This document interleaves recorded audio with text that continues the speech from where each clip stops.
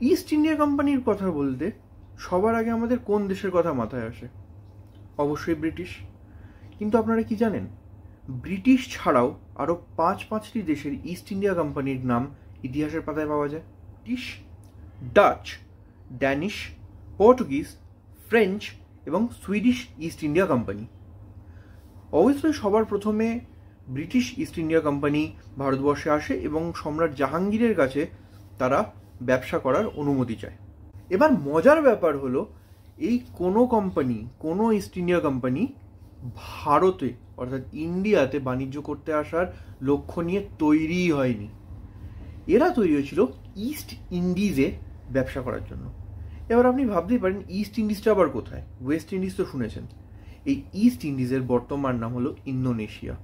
কেমন লাগলো আজকের ভিডিওটি জানান আমাদের কমেন্টে, এবং ইতিহাসের এরকম আরও গল্প শোনার জন্য সাবস্ক্রাইব করুন আমাদের চ্যানেল ইতিকথা।